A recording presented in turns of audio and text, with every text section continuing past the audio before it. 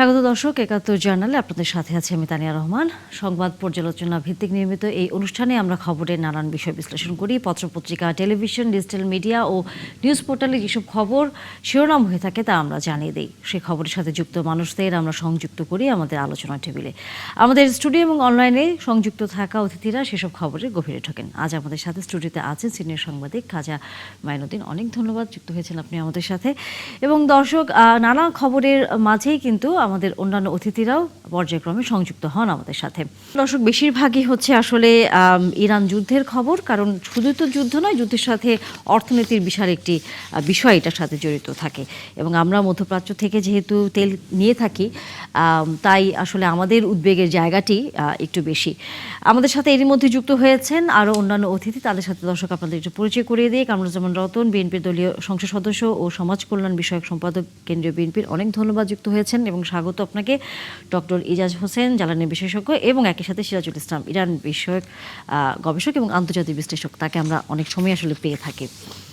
আমরা আলোচনা শুরু করতে চাই ইরানের এই যুদ্ধ নিয়ে। খাজা মাইনুদ্দিন, আপনার কাছ থেকেই আলোচনা শুরু করতে চাই। যুদ্ধ আপনার কাছে কি মনে হয় দীর্ঘায়িত হবেই, সেটি আসলে কি এখন বলাই যায়? প্রথমত ডোনাল্ড ট্রাম্প যখন আক্রমণ করেন, কার্যত ডোনাল্ড ট্রাম্প বেনামিন নেতানিয়াহু, ইসরায়েলের যে প্রধানমন্ত্রী, যুদ্ধবাজ প্রধানমন্ত্রী, তাকে অনুসরণ করেছিলেন। আপনারা জানেন যে এটা ইরানের সাথে পশ্চিমাদের একটু পারমাণবিক আলোচনা চলছিল। সেই আলোচনার মাঝখানে হঠাৎ করে আক্রমণ করা হলো। উদ্দেশ্য ছিল ইরানের শীর্ষ ধর্মীয় নেতা এবং অন্যান্য মিলিটারি নেতাদেরকে মেরে ফেলা, এবং সেটা মোটামুটি মারতে পেরেছে। এটা আমরা প্রশ্ন করেছিলাম পশ্চিমী কাউকে যে এটা কী করে সম্ভব হলো, ইরান কেন তাদের নেতাদের নিরাপত্তা দিতে পারলো না। এটা আমাদের বুঝতে হবে যে ইরানের নেতৃত্ব পলায়ন পর না, তারা যে পালিয়ে থাকবে, সুতরাং তাদের সুপ্রিম লিডারকে ডিফেন্ড করার জন্য গর্তে লুকিয়ে থাকার মতো অ্যাপ্রোচ তাদের ছিল না, সেজন্য এটা সম্ভব হয়েছে।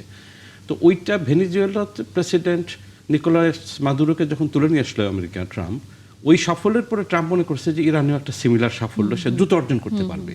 এবং একই সাথে আমি কথাটা ইংরেজিতে এরকম আছে যে whether the dog wags the tail or the tail wags the dog, ইংরেজিতে ভালো শোনায়, বাংলায় বললে তারা যে কুকুরকে লেজ নাড়বে নাকি লেজ কুকুর নাড়বে। এক্ষেত্রে লেজই কুকুর নেড়ে ফেলেছে, বিপদটা ওইখানে হয়েছে আমেরিকার জন্য। আমেরিকা স্ট্র্যাটেজিক্যালি মিলিটারি বিবেচনায় কোনটা ভালো যুদ্ধ হতে পারতো, কোনটা তার জন্য স্ট্র্যাটেজি হতে পারতো, সেটা বিবেচনা করেনি। আমেরিকান মিলিটারি বিশেষজ্ঞরাই বলেছেন যে ট্রাম্পের কোনো স্ট্র্যাটেজি ছিল না, এখানে তার ট্যাকটিক্স ছিল। কিছু মানুষের ট্যাকটিক্সে মানুষ ব্যাটল, ছোট ছোট যুদ্ধে জয়লাভ করতে পারে, কিন্তু স্ট্র্যাটেজি না থাকলে লং টার্ম যুদ্ধে জয় করা যায় না। এবং ট্রাম্প যেটা আরেকটা বুঝতে পারে নাই বা বোঝার চেষ্টাও করে নাই, সেটা হচ্ছে ট্রাম্প বেসিক্যালি ইরান একটি রাষ্ট্র, একটি সরকারকে আক্রমণ করেছে, বিষয়টা এরকম না। ইরান ভেনিজুয়েলা না, ইরান একটা প্রায় ৩,০০০ বছরের সিভিলাইজেশন, বেসিক্যালি সিভিলাইজেশনকে আক্রমণ করেছে। সিভিলাইজেশনকে চট করে ধ্বংস করা যায় না। এখন দেখেন ইরানের নেতৃত্ব, তার জনগণ, তার ওপিনিয়ন লিডার সকলেই তার পাশে দাঁড়িয়ে গেছে। সুতরাং যুদ্ধ যে তাড়াতাড়ি শেষ হবে বলে মনে করা হচ্ছিল, সেই শেষ তাড়াতাড়ি মনে করার কোনো কারণ হচ্ছে না, আসলে দীর্ঘায়িত হবে। এখন এই দীর্ঘায়িত হলে পরে আমাদের মতো দেশ যেগুলো হচ্ছে বিশেষ করে মধ্যপ্রাচ্যের দেশগুলোর উপর নির্ভরশীল এই জ্বালানি তেলের উপর, এবং আমরা যখন দেখি যে বহির্বিশ্বে যখন ডলারের দাম বাড়ে, তেলের দাম বাড়ে, তখন আমাদের দেশের হচ্ছে ছোটখাটো যে কোনো কিছু জিনিসপত্রের দাম বাড়ে। এবং এরই মধ্যে হয়তো আপনিও হয়তো খবরাখবর রাখছেন যে এক ধরনের হুড়োহুড়ি, এক ধরনের আতঙ্ক তৈরি হচ্ছে যে সামনের দিনগুলোতে জ্বালানি তেল পাওয়া যাবে কি যাবে না। যদিও সরকার বলছে মজুদ আছে, কিন্তু কতদিনের মজুদ আছে, এই মজুদের মধ্যে নতুন কোনো চালান আসবে কিনা, এটি এক ধরনের জায়গা আসলে পরিষ্কার এখনো নয়। ডক্টর ইজাজ হোসেন, আপনার কাছে একটু আসতে চাই, আপনার মন্তব্যটাই দিয়ে আসলে আলোচনা শুরু করতে চাই। সেটি হচ্ছে এই হামলা, প্রথমত স্বাভাবিকভাবে একটু প্রশ্ন যে এই হামলাটাও আপনি কেমন করে দেখছেন দীর্ঘায়িত হলে পরে আমাদের মতো দেশে যে সংকটটি নিয়ে আসলে এখনই আলোচনা শুরু হয়েছে যে জ্বালানির কি হবে, সেটি আসলে আশঙ্কার মধ্যে পড়তে যাচ্ছে কিনা? আমরা আপনার কথা শুনতে পাচ্ছি না। ও সরি, শুনতে পাচ্ছেন না? জি জি, এখন পাচ্ছেন? জি আচ্ছা, ঠিক আছে, থ্যাংক ইউ, বিকজ আমার তো মাইক অন আছে। আচ্ছা, ইরানের সাথে যখনই যুদ্ধের প্রশ্ন আসে, তখনই আমরা ওই হরমুজ প্রণালীর কথাটা উঠিয়ে নিয়ে আসি সবসময়, কারণ এইটা ওদের মোটামুটি কন্ট্রোলে। হ্যাঁ, এটা মোটামুটি ওনাদের কন্ট্রোলে, এবং এই থ্রেটটা ওরা অনেক সবসময় দিয়ে এসেছে, এবং ওখানে মাঝে মাঝে ওনারা ইরান আক্রমণও করেছে। তো এটা অ্যাকচুয়ালি আমি জানি না যে ইসরায়েল এবং আমেরিকা কতখানি আমলে নিয়েছে অ্যাটাক করার আগে যে এখানে কি হতে পারে। হ্যাঁ, তো দেখা যাচ্ছে একটা সিরিয়াস সিচুয়েশন তারা ডেভেলপ করতে পেরেছে, যে অনেকগুলা জাহাজ এখন আটকে আছে, বাট আমরা শুনেছি আজকে কিছু জাহাজ আসতে পেরেছে। অনেক কিছু হওয়ার পরে ইরান একটা বার্তা দিয়েছে যে আমরা সব দেশের জাহাজকে এখানে আক্রমণ করব না। তো ওইটাতে এখন কথা হচ্ছে যে আমি কতখানি শিওর হতে পারবো, কারণ এখানে আমাদের যে মূল্যবান কার্গো আছে, তারপরে নাবিকদের জীবনের নিশ্চয়তার ব্যাপার আছে। তো আমরা কি ইরান এই কথাটা বললো দেখে আমরা ওখান থেকে সরাসরি বাংলাদেশের ফ্ল্যাগ দেখিয়ে চলে আসতে পারবো নাকি, এগুলোর একটা একটা প্রবলেম থেকে যায়। বাট যাই হোক না কেন, আমরা জানি এরকম ধরনের সমস্যা হলে প্রথম যেটা হয় সাপ্লাই ডিসরাপশনটা হয়। হ্যাঁ, সাপ্লাই, যে আমরা জিনিসপত্র ওখান থেকে পাচ্ছি না, এবং তার সাথে সাথে না বললেও তার 2-1 দিনের মধ্যে যেটা হয়, মানে যেটা আমরা আমাদের দেশে যেটা দেখি যে সাপ্লাই এ প্রবলেম হলে জিনিসপত্র দাম বেড়ে যায়, এটা কিন্তু একটা মানুষের চরিত্র। আন্তর্জাতিক ইকোনমিক্সই বলে যে সাপ্লাই এ প্রবলেম হলেই দাম বেড়ে যাবে। তো ওখানে হচ্ছে, এখানে সিন্ডিকেট আছে নাকি না আমি জানি না, but what ever it is, এই শর্টফল হলেই দাম বেড়ে যায়। এখন আমি যেটা মনে করি আমাদের দেশের জন্য সবচেয়ে বেশি সাপ্লাইয়ের থেকেও দামটা যে বেড়ে যাচ্ছে, এইটাই অ্যাকচুয়ালি সবচেয়ে কঠিন বিষয়। কারণ দেখেন, দাম বাড়ার অনেকগুলো কারণ আছে, বাট একটা কারণ হচ্ছে যে এই সাপ্লাইটা মাঝে মাঝে যেটা হবে যে অনেক লম্বা পথ দিয়ে আমাদের এখানে আসতে হবে। তো একটা স্বাভাবিক কারণও আছে এটা বাড়ার জন্য, কিন্তু মূলত এটা যাদের হাতে এখন ডিজেল কিংবা এলএনজি যাই বলেন না কেন আছে, সেটার ওরা একটা সুযোগ নেবে। এটা সবসময় হয়েছে, ইউক্রেন রাশিয়া ওয়ারের সময়, এবং এভরিডেও হচ্ছে যে এই উঠানামা করে, যেটাকে আমরা ভলাটিলিটি বলি। এটার কারণ হচ্ছে কোথাও না কোথাও একটা জিনিস কিছু হচ্ছে, সেটার কারণে বেড়ে যাচ্ছে। হ্যাঁ, এইটা আমরা কখনোই এটা সলভ করতে পারি না। এটা নিয়ে অনেক রকম কথা হয়েছে আন্তর্জাতিক মহলে, যে তেলের দাম কিভাবে আমরা ফিক্স রাখতে পারি। এটা কেউই রাজি হয় নাই যে এটা একটা ফিক্স করার, কিন্তু ইউএন একটা চেষ্টা করেছিল অনেক আগে, কিন্তু করা যায়নি। তো এখন যেটা হয়েছে যে এটা ইকোনমিক পদ্ধতি যেটা হয়, সাপ্লাই ডিসরাপশন হলেই তখন দামটা বেড়ে যায়। সো দামটা বাড়াটা আমাদেরকে, আপনি যে দাম বাড়ার কথা বলছেন, আমরা নিশ্চয়ই এই বিষয়টা নিয়ে আরো আলোচনা করব, কারণ দাম বাড়লে পরে কি ধরনের ক্ষতির মুখে সাধারণ মানুষ পড়বে সেটি আসলে নিশ্চয়ই ভাববার বিষয় রয়েছে। কামরুজ্জামান রতন, আপনার কাছ থেকে ছোট করে একটু মন্তব্য নিয়ে বিরতিতে যেতে হবে, এরপর হয়তো আলোচনা দীর্ঘায়িত হবে। সেটি হচ্ছে, এই যুদ্ধের ফলে আমাদের যে ধরনের এরই মধ্যে জ্বালানি নিয়ে আতঙ্ক তৈরি হয়েছে, এবং বারবার সরকারের পক্ষ থেকে তো এটি বলা হচ্ছে যে মজুদ আছে, আতঙ্কিত হওয়ার কিছু নেই, কিন্তু বলা হচ্ছে 45 দিনের মতো হচ্ছে মজুদটি আছে। এর মধ্যে নতুন করে কোনো আরও জাহাজ আসবার কোনো খবর আসলে আছে কিনা? আসলে যুদ্ধ মানেই তো ধ্বংস, আর যুদ্ধ মানেই তো একটা দেশের না, পুরো এখন ভৌগোলিক যে আমাদের সিচুয়েশনটা। আজকে আমি সৌদি আরব থেকে আসলাম, দেখেন আরব বিশ্বের মানুষগুলো যেখানে খনিজ তেলের উপর তারা নির্ভরশীল, এবং হরমুজ প্রণালী বন্ধ হলে ভারতের মতো দেশ এখানে 40% তারা তেলের যে প্রবাহটা এটা কমে যাচ্ছে। তো বাংলাদেশ তো মানে বিচ্ছিন্ন কোনো বদ্বীপের মধ্যে নেই, পৃথিবীর এই পরিমণ্ডলের সাথে যদি সমস্যা হয় পৃথিবীকে এটা টাচ করবে। এবং আমার মনে হয় এই সরকারের আন্তরিকতা, সরকার আজকে 10 দিন হলো সরকার দায়িত্ব নিয়েছে। এখন একটা হলো যে আসলে মজুদের মধ্যে যে ক্রাইসিসটা সেটা কতটুকু, কয়দিন এটাকে আমাদের টেনে নিয়ে যাব। যদি আমাদের নাও আসে, আজকে আমাদের সবচেয়ে আজকে আমাদের খুশির সময়, আশ্বস্ততার যে জায়গাটা, সেটা আপনারা জানেন 2টা এই তেলবাহী জাহাজ বাংলাদেশে কিন্তু এই আমাদের বন্দরের কাছাকাছি চলে আসছে। তো আমার মনে হলো যে বিশ্ব এই যে যে পরিস্থিতিটা, এই যুদ্ধের পরিস্থিতির মধ্যে আমাদেরকে সবচেয়ে আগে বাস্তবতার নিরিখে আমাদের পদক্ষেপ নিতে হবে। আমরা মনে করি যে আতঙ্কিত করে, জনগণকে আতঙ্কিত করে, বা এই যে আমাদের পেট্রোল পাম্পগুলোতে যেভাবে কৃত্রিম ভাবে হোক, এবং যারা শুনেন আমরা যারা গাড়ি চালাই, ঠিক আছে, আপনি 2 লিটার নিয়ে আপনি একটা হুন্ডা চালাবেন, 10 লিটার নিয়ে আমরা গাড়ি চালাবো, যেহেতু সরকার একটা সংরক্ষণের একটা কথা কি আমাকে পরিমিত হতে বলেছে, কারণ যুদ্ধ এটা বন্ধের যে অবস্থাটা এটা আমাদের বাংলাদেশের হাতে নেই। আমরা মনে করি বাংলাদেশের প্রতিটা মানুষকে বাস্তবতা বুঝতে হবে, এবং সরকার যে আন্তরিকতা এবং সরকারের যে মজুদ যে অবস্থাটা, এটা আপনি নিজে বলেছেন 45 দিনের মধ্যে এখানে অবস্থা আছে। এবং আপনার সংবাদের মাধ্যমে আমরা জেনেছি 12টা এলপিজি এবং এলএনজি নিয়ে কিন্তু অলরেডি কিন্তু আমাদের তেলবাহী জাহাজগুলো বাংলাদেশের দিকে অলরেডি কাছাকাছি চলে আসছে। কিন্তু কিন্তু আসছে হয়তো জাহাজ, আমরা হয়তো সেটি ভালো খবর হলেও বাংলাদেশের যে প্রেক্ষাপট, এর আগে ডক্টর ইজাজ হোসেন যে কথাটা বলছিলেন যে মানুষ মজুত করা শুরু করে, এই যে যাতে মজুতটি না হয়, এই জিনিসটি পুরোপুরি সুষম বন্টন করা যায়, সেটি নিয়ে নিশ্চয়ই হচ্ছে সরকারের পক্ষ থেকে এখন থেকে একটু ভাবনার জায়গা থাকবে। আমরা সেটি শুনবো, তবে বিরতির পর। এই আলোচনা আসলে চলবে, একটু দীর্ঘায়িত হবে। আমাকে আপনাকে একটু থামাতেই হচ্ছে। সিরাজুল ইসলাম, বলছিলাম যে বিরতির পর আপনার কাছে আসলে প্রথমেই আসতে চাই, সেটি হচ্ছে যে ট্রাম্প যেহেতু বলছে যে আজ রাতের মধ্যেই হয়তো তারা একটি বড় ধরনের হামলা করবে ইরানে, আর এদিকে ইরান খুঁজতেছে যে কোথায় ট্রাম্প বা মার্কিন প্রশাসনের ঘাঁটি বা তাদের মিত্রদের ঘাঁটি সেটা ধ্বংস করে দেওয়া যায়। এই যে অবস্থাটা দিনকে দিন তো কঠিন হয়ে যাচ্ছে।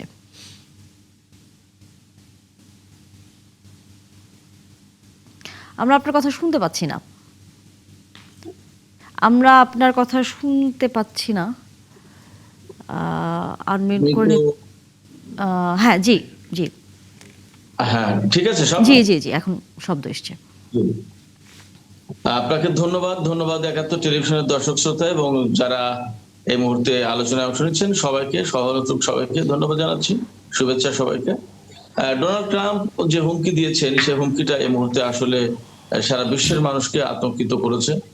আমি যতদূর বুঝতে পারি যে ইরানের জনগণও নিশ্চয়ই আতঙ্কিত, কারণ যুদ্ধ মানেই যেহেতু ধ্বংস, প্রাণহানি, রক্তের খেলা।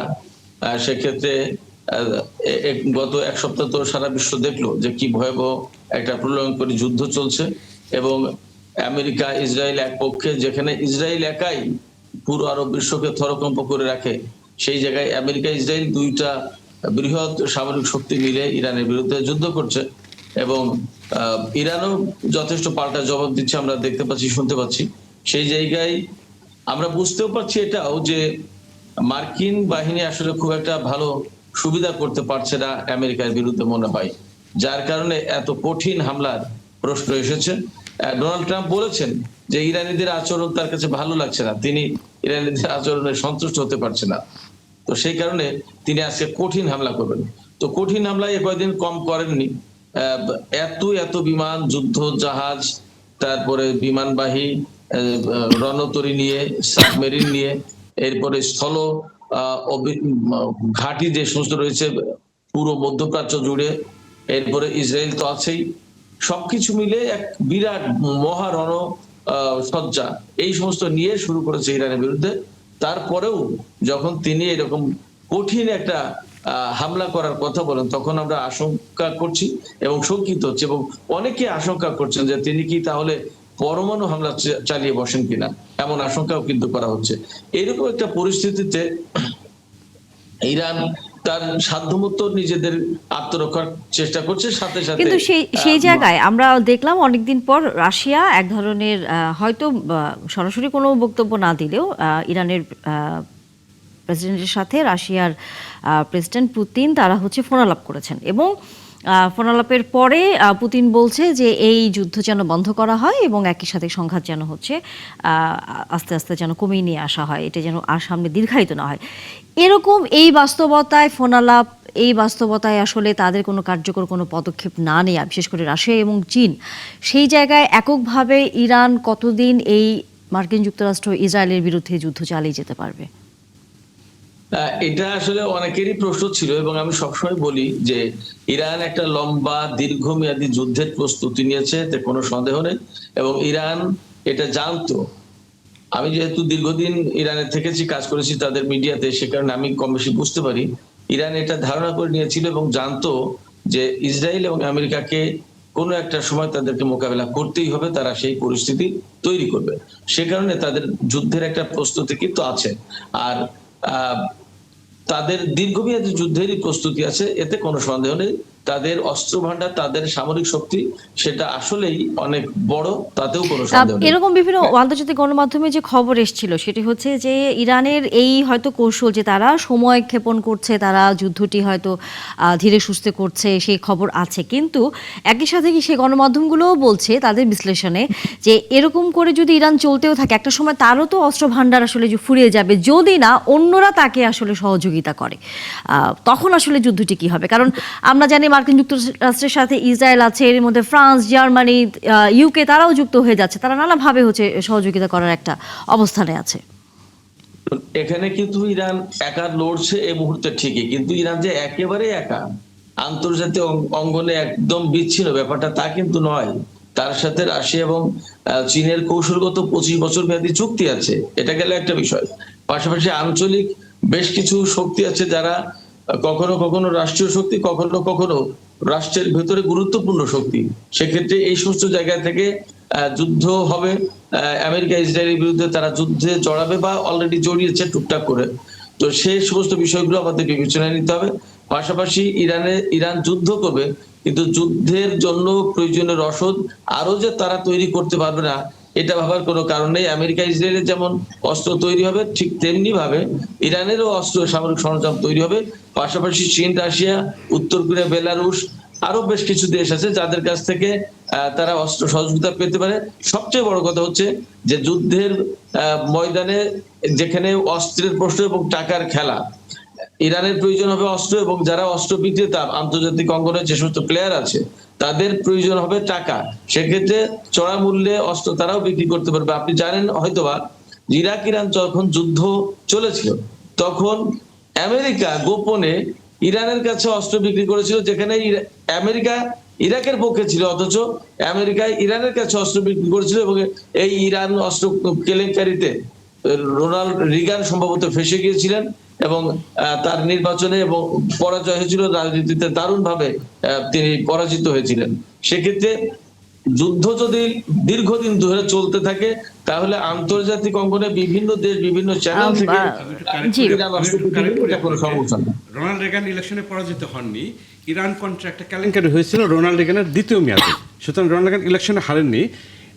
তখন আমেরিকা ইরাককে সাপোর্ট দিয়েছিল, কিন্তু একই সাথে ইরানকে সাপোর্ট, ইরানের গোপন অস্ত্র বিক্রির কারণে একটা কেলেঙ্কারি তৈরি হয়েছিল যে ইরান কন্ট্রা কেলেঙ্কারি। সেটার জন্য তার ইলেকশনে পরাজয় হয়নি, উনি দ্বিতীয় মেয়াদ পরিপূর্ণ করেছেন।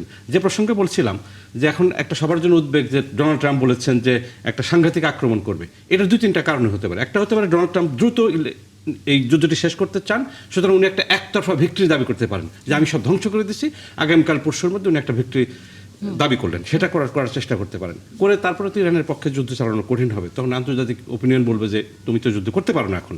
সেটা একটা হতে পারে। আর একটা হতে পারে সত্যি সত্যি অনেক বেশি ধ্বংস করে দেওয়া, যাতে ইরানের ক্যাপাসিটি অনেক কমে যায়, আমেরিকা ইসরায়েল কিছুটা ব্রিদিং স্পেস পায়, তারপর আবার কিছুদিন পর যুদ্ধটা যাতে কন্টিনিউ করা যায় ভাবে। দেখতেছে যে ইরান যেহেতু যুদ্ধটাকে দীর্ঘায়িত করার দিকে নিয়ে যাচ্ছে, এবং দুজনের কম্পালশন কিন্তু আলাদা। ইরানের জন্য সার্ভাইভাল, সে তো যুদ্ধ শুরু করে নাই, সে আরও টিকে থাকবে। আর ইসরায়েলের জন্য এবং আমেরিকার জন্য তারা তো হম্বিতম্বি করে যুদ্ধে জয়েন করেছে, 24 ঘন্টা শেষ করব, 48 ঘন্টা শেষ করব, 4 দিনে শেষ করব।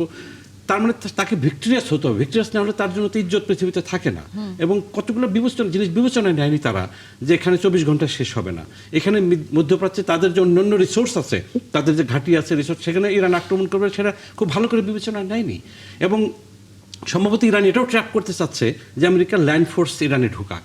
তখন কি হবে, ইরান একটা পর্বতমালা আছে, প্রচুর মরুভূমি আছে, গাছপালা আছে, তার পোরাস বর্ডার আছে। ফলে ওখানে গেলে ভিয়েতনাম এবং আফগানিস্তানে আমেরিকান সৈন্যদের যে দশা হয়েছে, বছরের পর বছর সেই দশা হবে। এবং আরেকটা যেটা আমরা খেয়াল করি না, ইসরায়েলের অর্থনীতির অলরেডি 12টা বেজে গেছে। আমেরিকার 38 ট্রিলিয়ন ডলারের ঋণ করা অর্থনীতি, আমেরিকার অর্থনীতি আরও ব্যাপকভাবে ক্ষতিগ্রস্ত হবে। ইরান হয়তো সেই সার্ভাইভ করে করে সেই পথের দিকে নিয়ে যেতে চাচ্ছে। এখন ডোনাল্ড ট্রাম্পের হোম্বিতম্বি হয়তো একটা অস্থির রেকলেস মানুষ, তো সেজন্য হয়তো তাড়াহুড়া করতে চাচ্ছে। আর একটা সবচেয়ে বড় সমস্যা হচ্ছে ট্রাম্পের কোনো কথা আমলে নেওয়া যাচ্ছে না, বিশ্বাস করা যাচ্ছে না, কারণ এই যে প্যাথোলজিক্যাল লায়ার, কথায় কথায় মিথ্যা কথা বলে, অস্থির চরিত্র। সুতরাং সে যে কোনটা করবে সেটা কাজটি করার পরে কেবলমাত্র বোঝা যায়। অবশ্যই। এবং তার এই অস্থিরতা সারা বিশ্বেই আসলে যেভাবে যুদ্ধ, যেভাবে মানুষে হানাহানি তৈরি করছে, তাতে যেসব শান্তিপ্রিয় মানুষ রয়েছে বা আমাদের মতো ছোট দেশগুলো রয়েছে, তারা নানা ধরনের সমস্যায় পড়েন। যেমন আলোচনা আসলে আবারও আসে সেদিকেই যে এই যে যুদ্ধের কারণে আমাদের যে সংকট সামনে তৈরি হতে পারে বলে আমরা আশঙ্কা করছি। কারণ ঘটনা কিন্তু এরই মধ্যে দেশের মধ্যে অনেকগুলো ঘটেছে। যদি একটু আলোচনাটি এভাবেও শুরু করি, যে ফিলিং স্টেশনগুলোতে আমরা দেখেছি হাহাকার হচ্ছে, তেল পাওয়া যাচ্ছে না, রীতিমতো যারা গ্রাহক রয়েছেন তারা এক ধরনের মারমুখী হয়ে উঠেছেন। এবং একজনকে কিছুক্ষণ আগে আমরা জানি সম্ভবত ঝিনাইদহে পেট্রোল পাম্পের হচ্ছে সেখানকার যারা কাজ করেন তারা মেরেও ফেলেছেন, কারণ ওই তেল কেনা সময় হয়তো কোনো একটা ঘটনা ঘটেছে, হয়তো একটু বিস্তারিত পরে জানা যাবে। এই যে পরিস্থিতি হঠাৎ করে যে অস্থিরতা তৈরি হচ্ছে, এইটি আমরা কিভাবে হচ্ছে নিরসন করব? এটা প্রথম কথা হচ্ছে জ্বালানি মজুদ যা আছে সেটা তো আছেই। রতন ভাই বলছিলেন একটু আগে যে সরকার তো আন্তরিকভাবে ব্যবস্থা নিচ্ছে এবং একটা নতুন সরকার ক্ষমতা এসে আপনাকে তো ধৈর্য ধরে এটা দেখতে হবে। সরকারের দিক ঠিক আছে, কিন্তু সরকারের যেটা উচিত হবে মজুদ এবং যা আছে সেটা তো আপনি চট করে বাড়াতে পারবেন না। যেটা খুবই ইম্পর্টেন্ট এখন সরকারের জন্য করা সেটা হচ্ছে জনগণকে আশ্বস্ত করা যে ভাই অসুবিধা হবে না, প্যানিক বাইংয়ে আপনারা যান না। এই যে আপনি লাইন দেখতে পাচ্ছেন পেট্রোল পাম্পের আশপাশে সবাই কিনতে চাচ্ছে, এটা কিন্তু প্যানিক বাইংয়ের অংশ। মানুষ আতঙ্কিত হয়ে গেছে। এখান থেকে মানে সরকার বা ওপিনিয়ন লিডার যারা আছেন তাদের জনগণকে একটু বোঝানো দরকার হবে যাতে প্যানিক বাইংয়ের যে না দেন। কারণ প্যানিক বাইংয়ে কী হবে, এখানে কিন্তু ওই যে তথাকথিত সিন্ডিকেট যারা তেল নিয়ে মানে তেল বিক্রিটা সরকারের নিয়ন্ত্রণে, কিন্তু তারপরে তো কিনে অনেকে ব্ল্যাক মার্কেট সেল করতে পারে, ওইটার সুযোগটা অনেকে নেওয়ার চেষ্টা করবে। কিন্তু মানুষ যদি শান্ত থাকে, চিন্তা করেন যে যা হবার তা তো হবে, যদি আজকে তেল একেবারে না থাকে তাহলে কি বাংলাদেশ মারা যাবে নাকি? নিশ্চয়ই না। তার মানে আপনাকে পরিস্থিতি ফেস করতে হবে। পরিস্থিতি ফেস করার জন্য শান্তভাবে ফেস করা হচ্ছে সবচেয়ে বুদ্ধিমানের কাজ। কারণ যেহেতু মজুদ আছে আপনার তো ভয়ের কোনো কারণ নেই। আর সরকার তো বলছে যে তেল দেবো না, এত বলে নেই, বলছে আপনি পাবেন এই পরিমাণে পাবেন, তো আপনার আশ্বস্ত না হওয়ার কোনো কারণ নেই। কিন্তু এখানে আমার মনে হয় নাগরিকদেরও দায়িত্ব আছে যে প্যানিক বাইংটা ঠেকানো দরকার। কারণ আমার কাছে মনে হচ্ছে প্যানিক বাইং হচ্ছে এখন 1 নম্বর সমস্যা। মানে রিয়েল প্রবলেমের চেয়ে বড় প্রবলেম হচ্ছে আতঙ্ক। এটি আসলে কিভাবে হচ্ছে সমাধান করা যাবে? কারণ রতন, মানে আসলেই তো ঘটনা তো তাই। একটা মানে আপনার বুঝতে হবে, একটা হলো যে আমার জ্বালানি তেলের যে সংকট, এটা হলো একটা আমার প্রয়োজনীয়তা। আরেকটা হলো মজুদ করার মানসিকতায় আমি সেটাকে আতঙ্কিত করার জন্য আমি সেটা করলাম কিনা।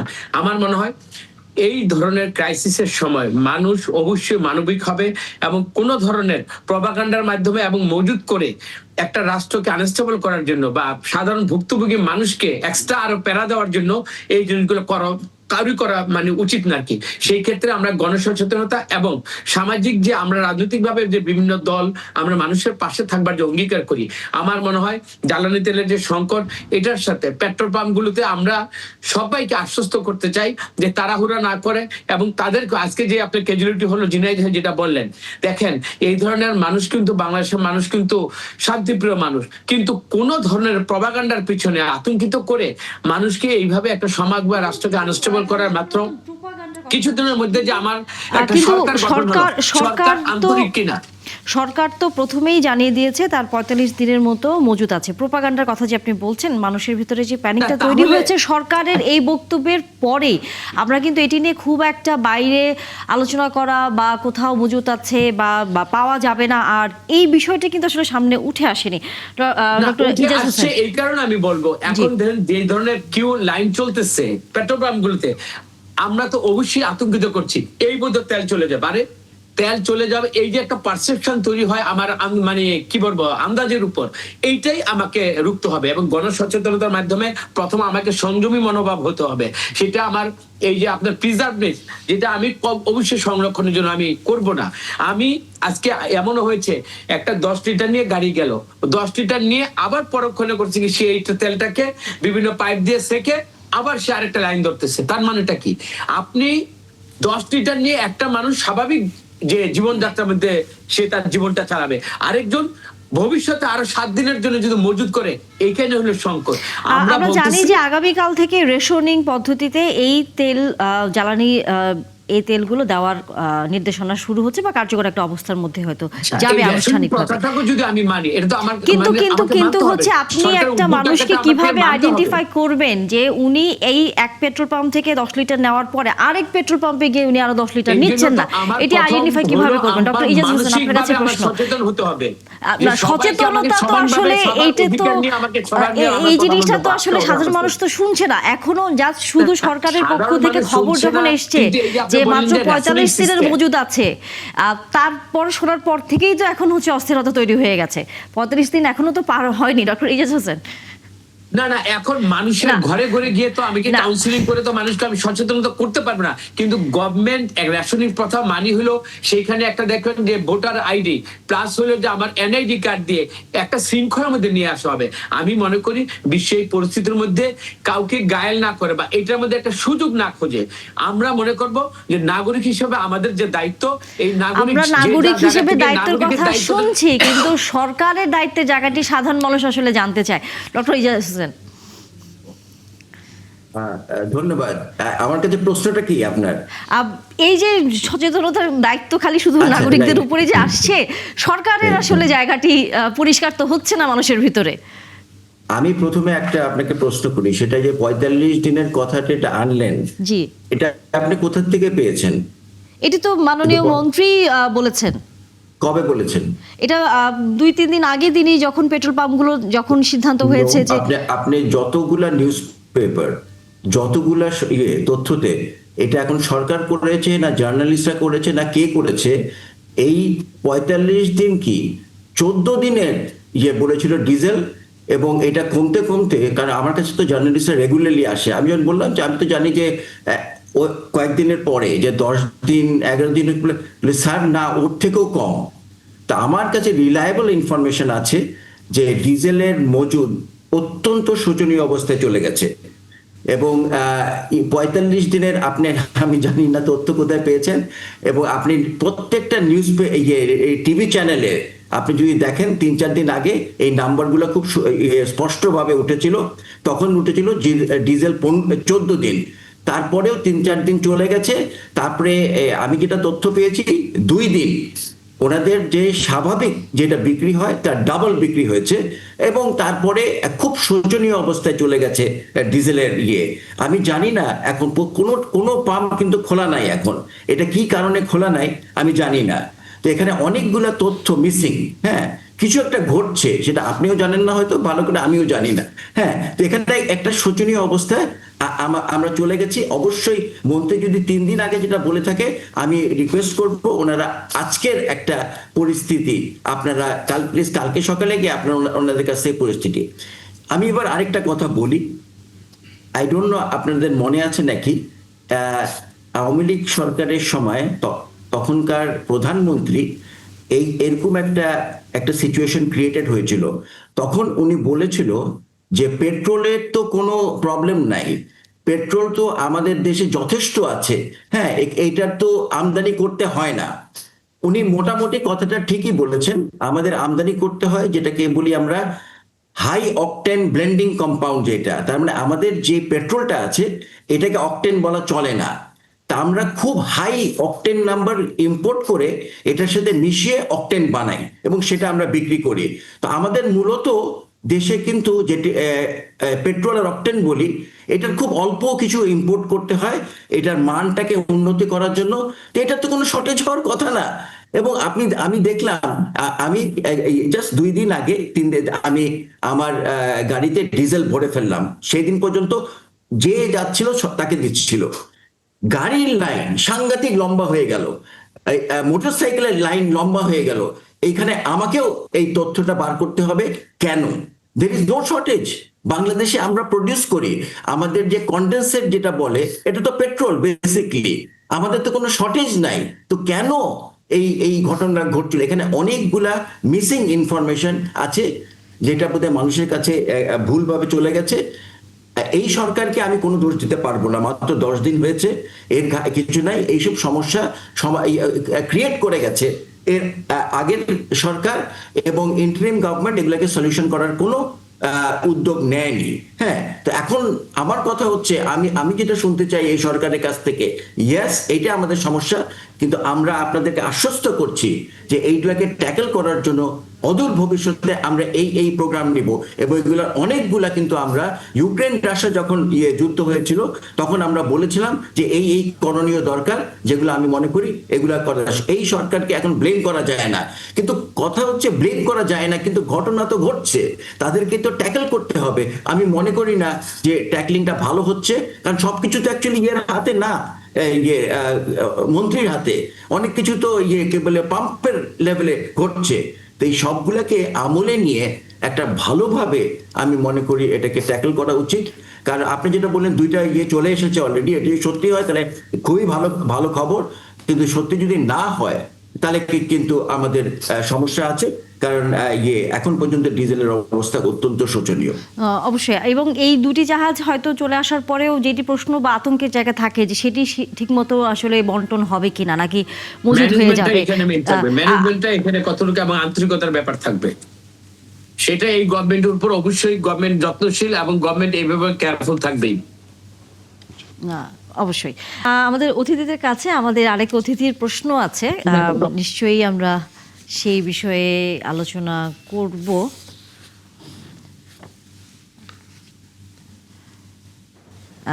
ডক্টর ইজাজ জি আছেন? হ্যাঁ, আপনাকে আমাদের অতিথি হয়তো প্রশ্ন করবেন একটা।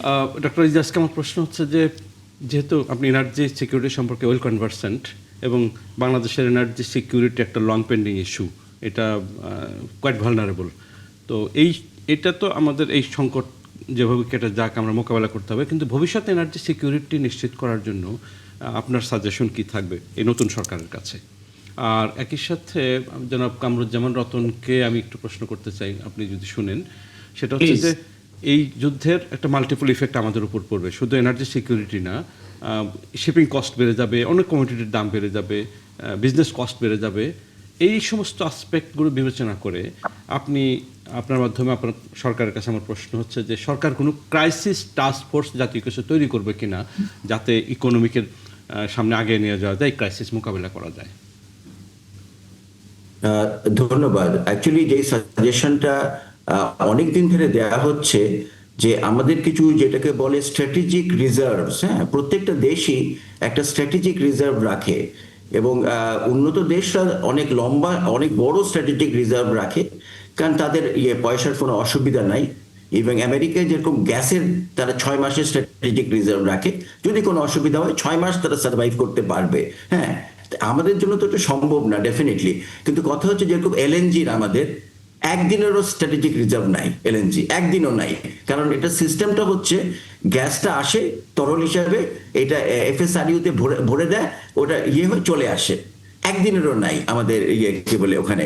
এখন কথা হচ্ছে ওটা কন্টিনিউয়াসলি আসছে, কন্টিনিউয়াসলি হচ্ছে, এই সিস্টেমেই আমরা চলেছি।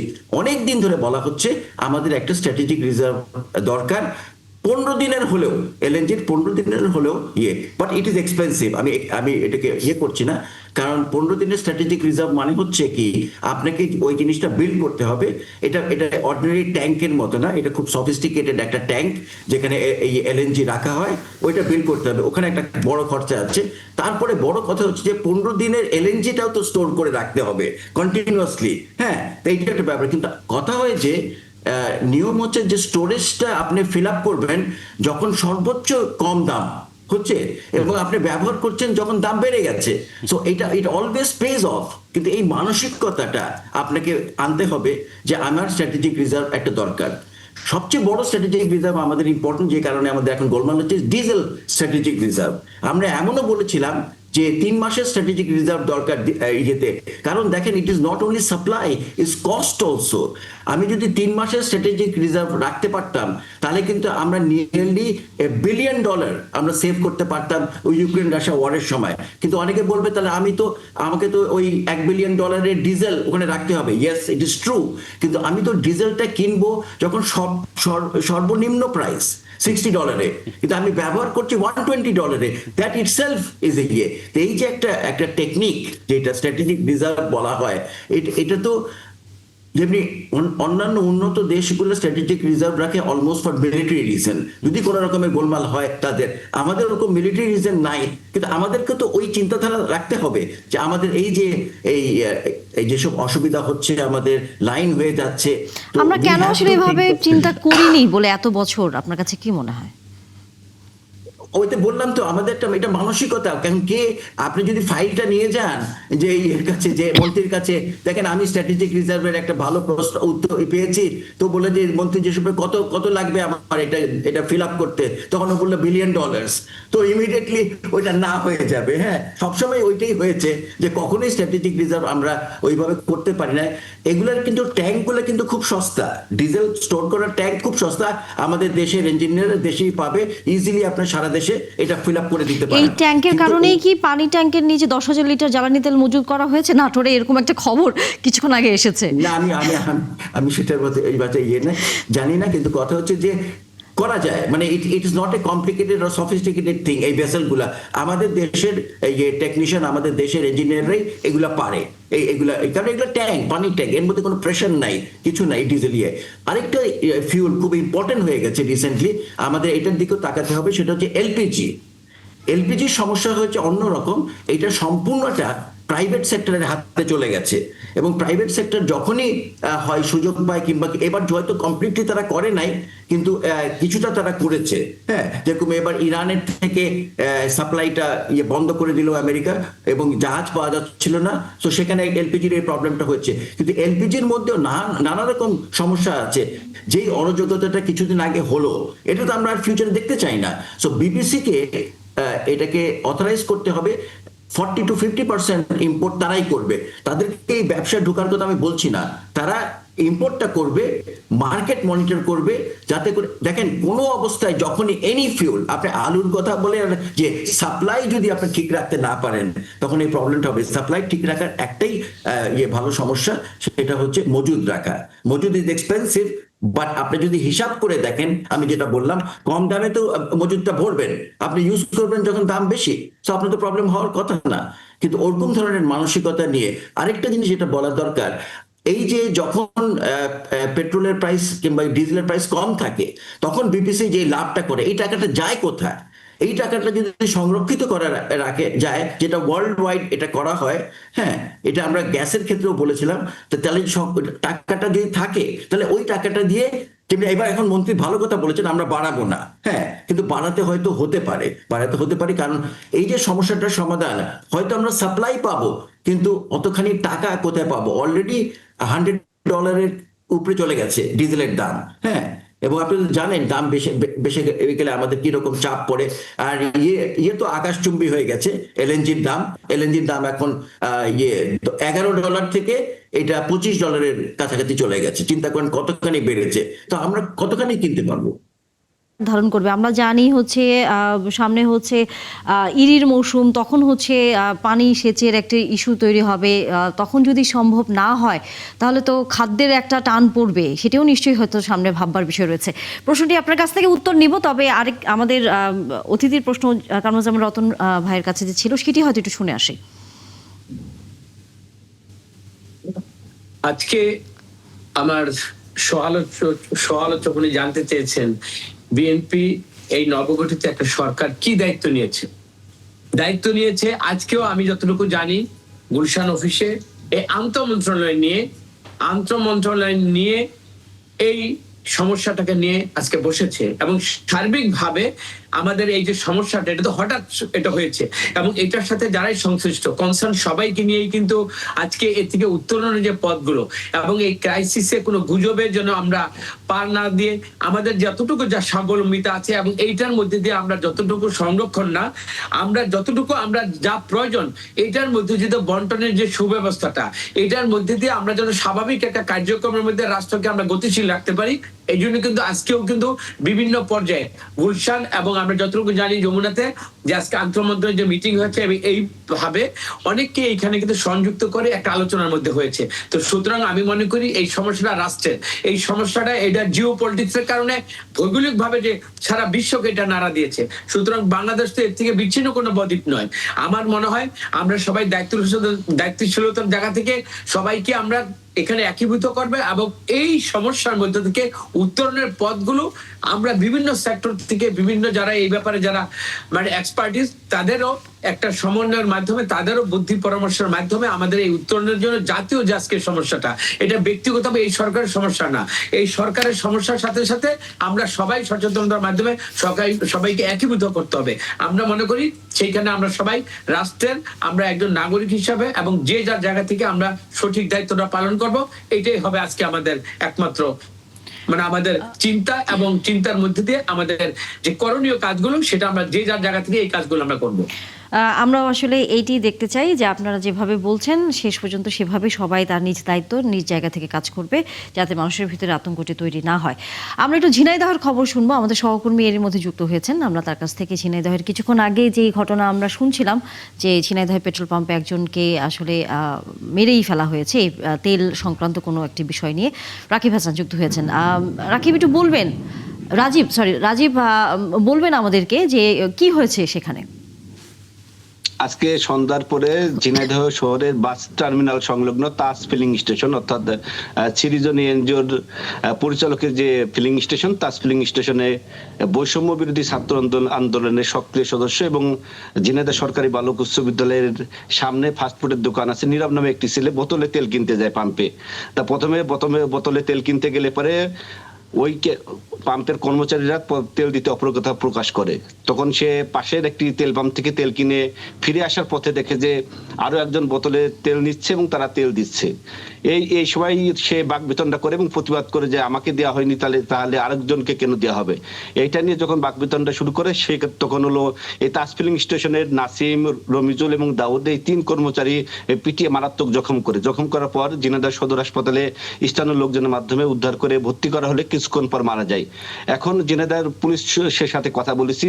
ঝিনাইদহের অতিরিক্ত পুলিশ সুপার মাহফুজ আলম যেটি জানিয়েছেন যে যেহেতু একজন তেল কেনার জন্য যে মধ্যপ্রাচ্যে যে যুদ্ধ হচ্ছে, যুদ্ধের কারণে তেল সংকট এবং বিভিন্ন মানুষের তেল যখন ফুরিয়ে যাচ্ছে, কেউ অতিরিক্ত তেল সংগ্রহ করছে, কেউ বা বোতলে করে তেল নিচ্ছে। এই বাকবিতণ্ডার জের ধরে কিন্তু পিটিয়ে হত্যা করা হয়েছে। আর ইতিমধ্যে কিন্তু র্যাব এই 3 জনকে কিন্তু গ্রেপ্তার করেছে। এই হলো আসলে তেল কিনতে যাওয়ার ঘটনাকে আপনি যে পাম্পের কথা বলছিলেন সেখানে এরকম দুঃখজনক ঘটনা ঘটেছে, কিন্তু সেই পাম্পের আসল চিত্রটি কি দেখছেন? সেখানে কি তেল নিতে পারছে মানুষ, নাকি সেখানেও আসলে সংকট তৈরি হয়েছে? তেল তো আসলে সংকট তৈরি হয়েছে এবং তেল যারা মজুত করে রেখেছে বিভিন্ন সিন্ডিকেটের মাধ্যমে মজুত করে রেখেছে এবং তেল যে সরকারি যে নির্দেশনা সেই নির্দেশনা মানছে না, তেল অনেক কম দিচ্ছে। আবার অনেকে দেখা যাচ্ছে যে যদি বোতলে করে তেল নিতে যায় কাউকে দিচ্ছে কাউকে দিচ্ছে না। এসব নিয়ে আসলে এই গত 2 দিন ধরে কিন্তু এই যারা মোটরসাইকেল চালক যারা তাদের সাথে কিন্তু এই পাম্পের মালিকদের এবং কর্মচারীদের কিন্তু বাকবিতণ্ডা প্রতিনিয়ত কিন্তু হচ্ছে। অর্থাৎ এক ধরনের স্বেচ্ছাচারিতা চালাচ্ছে পাম্পের যারা আছেন এবং মালিক পক্ষর। কামরুজ্জামান রতন, আসলে সরাসরি নিশ্চয়ই আমাদের সহকর্মীর মাধ্যমে একেবারেই চিত্রটি দেখলেন যে এই যে অবস্থা যখন হয় তখন সাধারণ মানুষকে সচেতন হয়তো করার জায়গাটি আপনারা কাজ করবেন, কিন্তু একই সাথে এই যে মালিক, এই যে কর্মচারী, তারা যে সরকারের নির্দেশ মানছে না, সেটার আসলে কি ব্যবস্থা হবে? আপনি তো নিশ্চয়ই ঝিনাইদহের মতো সারা বাংলাদেশের সব পেট্রোল পাম্পে গিয়ে তাদেরকে ঠেকানো, তাদেরকে আওতায় নিয়ে আসা, নজরদারিতে রাখা, এই সক্ষমতা আসলে তো আমাদের নেই।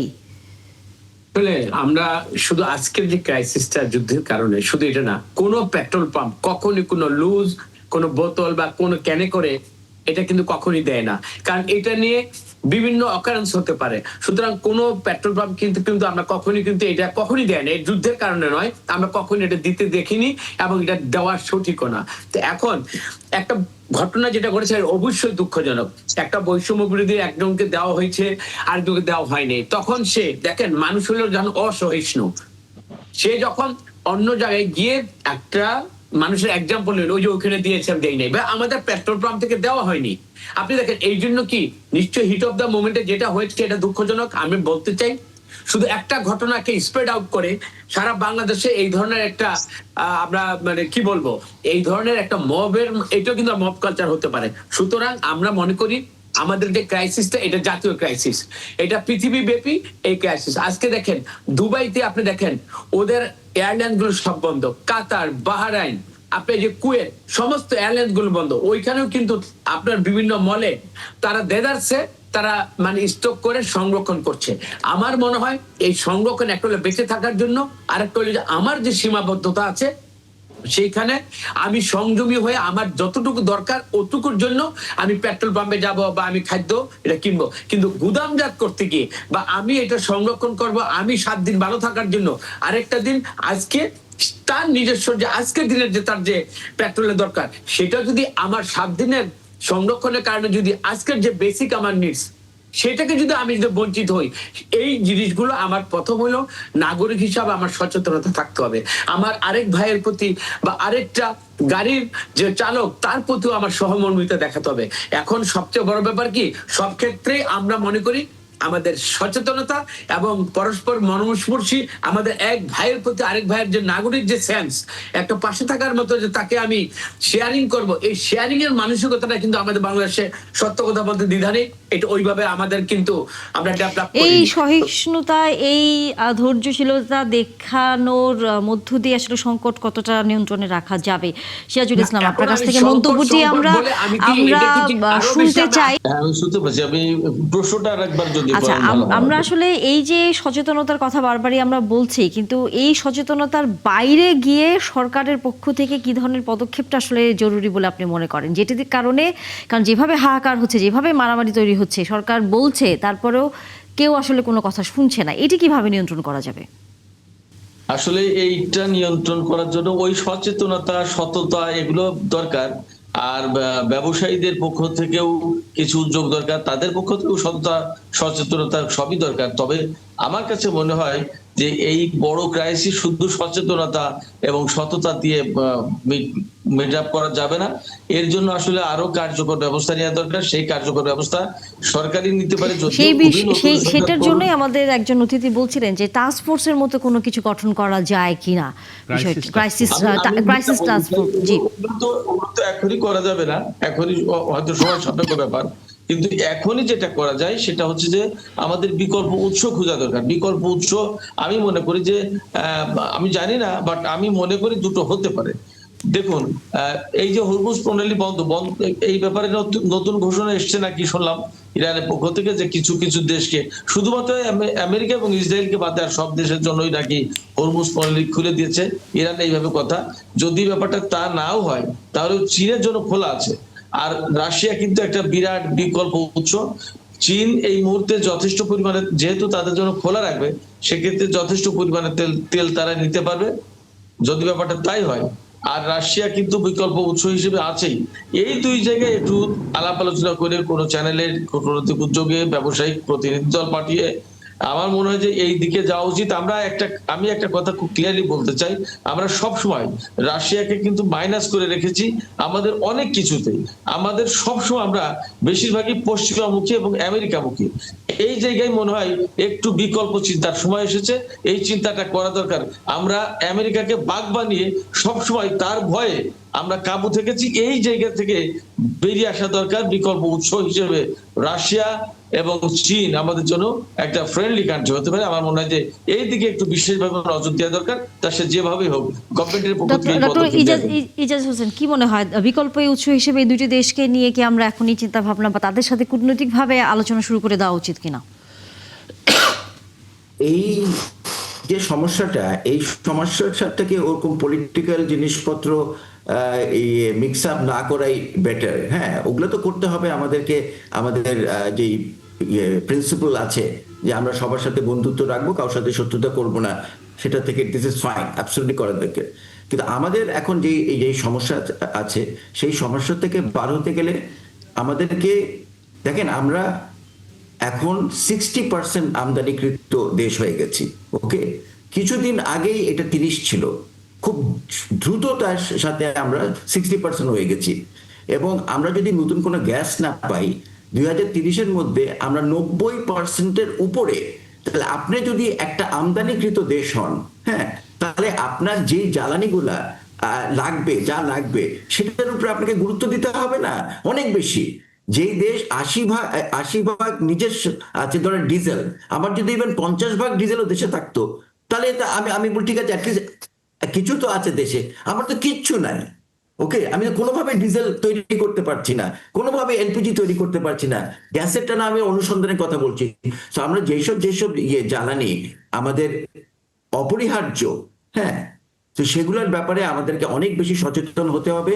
এগুলার সাপ্লাই সবকিছু খুব ভালো করে আমাদেরকে, কারণ আমরা আমদানি নির্ভর দেশ হয়ে গেছি, এটা আমাদেরকে মনে রাখতে হবে। একদিকে তো আমরা এগুলার জন্য যে যত অর্থ লাগে সেটাও যোগান ঠিক মতো দিতে পারছি না, তারপরে সাপ্লাইটাও আমাদেরকে ইয়ে করতে হবে। তো আমি সেটাই মনে করি। এবং এখানে যদি এখন কথা হচ্ছে, আপনি তো, আমরা ছোট দেশ, আমি তো রাশিয়ার থেকে ইম্পোর্ট করতে দেবে না আমেরিকা। হ্যাঁ, যেরকম ইন্ডিয়াকে দিল, ইন্ডিয়াকে প্রথমে না করলো, তো এখন আবার ওয়েভার দিয়ে দিয়েছে এই ট্রাম্প, কারণ সে জানে যে ইন্ডিয়া যদি এটা না পায় তাহলে আরো ওয়ার্ল্ড ওয়াইড আরো এখন ইন্ডিয়া যেহেতু রাশিয়ার থেকে পাচ্ছে, আমরা কিন্তু ইন্ডিয়াকে বলতে পারি তাহলে আমাদেরকে একটু ডিজেল দাও। হ্যাঁ, তাহলে সিরাজুল ইসলাম যে কথাটা বললেন, ইট ইজ ইম্পর্টেন্ট যে আমরা সবার সাথেই থেকে করব। জি, সিরাজুল ইসলাম বোধহয় কিছু যুক্ত করতে চান। জি, আপনি বলে কিছু যুক্ত করতে চান? আমি যুক্ত করতে চাইছিলাম এটা যে দেখুন, ভারত না শুধু, যেমন ইরানের সাথে প্রচন্ড রকমের শত্রুতায় আমেরিকার, ইরানের উপরে প্রচন্ড রকম নিষেধাজ্ঞা, তারপরেও ইরাককে কিন্তু ইরান থেকে তেল, গ্যাস, বিদ্যুৎ এগুলো আমদানি করতে দেয়, বা অনেক সময় মানে স্যাংশন এক্সেম্ট করে, যেমন দক্ষিণ কোরিয়া, চীন, জাপান, ভারত, গ্রিস, এরকম বেশ কিছু অন্তত 10টা দেশকে একটা সময় 2015-16 সালের আগ পর্যন্ত একটা সময় পর্যন্ত ইরান থেকে তেল এই সমস্ত নেওয়ার জন্য অনুমতি দিয়েছিল। যদিও ইরানের উপর নিষেধাজ্ঞা ছিল, এই দেশগুলো বলেছে আমেরিকাকে যে আমরা যদি এই তেলগুলো না পাই ইরান থেকে, বা এই জিনিসগুলো না পাই, তাহলে আমাদের চলবে না। সেক্ষেত্রে আমাদের বিকল্প হয় তুমি ব্যবস্থা দাও, না হলে এখান থেকে নিতে দাও।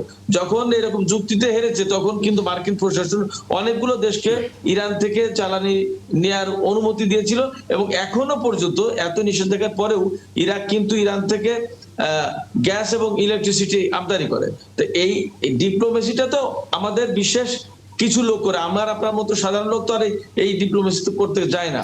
ডিপ্লোমেসিতে বিশেষ পারদর্শী বলেই তো তারা ডিপ্লোম্যাট হয়, ফরেন মিনিস্টার হয়, বা স্পেশাল এনভয় হবে।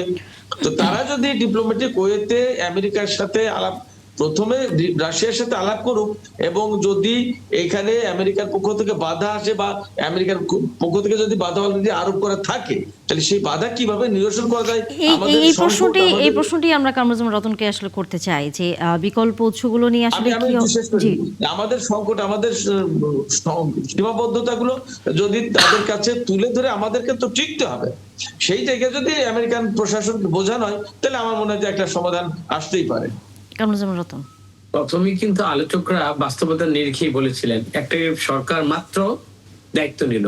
এখন দেখেন, কোন সরকারই কিন্তু দায়িত্ব নেওয়ার পরে যে কোনো ক্রাইসিসে সে তার সফলতাটাকে সবসময় তুলে ধরতে চায়। কোনো বিফলতার আসছে বা বিফলতার কোনো ব্যর্থতা নিয়ে সে কিন্তু কোনো বদনাম এটা কুড়াতে চায় না। আমরা প্রাথমিক থেকে একটা কথাই বলেছি, বর্তমান যে অবস্থা এটার মজুদ, এবং আমার যে বিভিন্ন ক্রাইসিসে আমি জানি না যে এখানে সত্যিকার অর্থে আপনি যে 45 দিন বলেছেন, এইটাও কিন্তু আমি কোথাও আমি শুনিনি।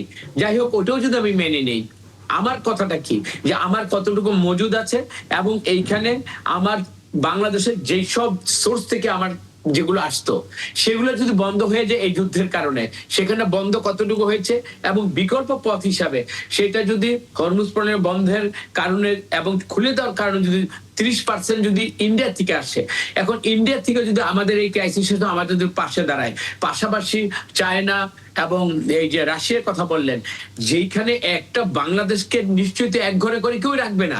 আমার মনে হয় সরকারের বিচক্ষণতা এবং সরকার যে কানেক্টিভিটি থাকবে, তার যে একটা সরকারের গুডউইল, বিভিন্ন ভাবে কিন্তু একটা রাষ্ট্রের সাথে যে বন্ধুত্ব, আমার মনে হয় এই বন্ধুত্বকে এই ক্রাইসিসের মধ্যে থেকেও বাংলাদেশের বর্তমান সরকার এবং তারেক রহমান তার যে ভিশনারি মানুষ হিসাবে আমি মনে করি সে এইটাকে ইনশাল্লাহ সে এই ক্রাইসিসের মধ্যে থেকেও যতটুকু at best as he can ইনশাল্লাহ সেটা করবে। আমি মনে করি যে আমরা সবসময় আস্থা এবং বিশ্বাসের মধ্যে দিয়ে মানুষকে আমরা কাজে লাগিয়ে এবং আমাদের এই উত্তরণের যে পথগুলো এগুলোকে আমরা অনুসন্ধান করব, এবং এই অনুসন্ধানের মধ্যে থেকে যাদেরই আমাদের হেল্প দরকার, কারো সে অর্থনৈতিক হতে পারে, সেটা বিভিন্ন দেশের, প্লাস হলো যারা যেই এই যে ব্রেন, এই যে ওনারা যে দুইজন কথা বলছেন, ওনারা তো এক্সপার্টিস, ওনাদের মধ্যে থেকেও আরো যারা এই ব্যাপারে যারা বোদ্ধা, আমার মনে হয় এই সরকার তাদেরকেও অ্যাকোমোডেট করে, আমার মনে হয় একটা সমাধানের জন্য আমাদের জাতীয় এটা ক্রাইসিস, এটা কোনো দলীয় নিশ্চয়ই। ক্রাইসিস হিসাবে বললে বিএনপি তো অ্যাকিউজড হবে না। হ্যাঁ, তো সুতরাং সেই ক্রাইসিসটা মোকাবেলা সবাই মিলে করবেন, আপনার কথা শুনে তাই মনে হচ্ছে, এবং আমরা সেই প্রত্যাশা রাখতে চাই সাধারণ মানুষ। অনেক ধন্যবাদ আপনাদেরকে, যুক্ত হয়েছেন আমাদের সাথে, এবং খাজা মঈনুদ্দিন আপনাকেও অনেক ধন্যবাদ, যুক্ত হয়েছেন, এবং আবারও হয়তো কথা হবে অন্য কোনো বিষয় নিয়ে। দর্শক, একান্ত জানালা শেষ করতে হচ্ছে, দেখা হবে আবারও, সবাই ভালো থাকবেন।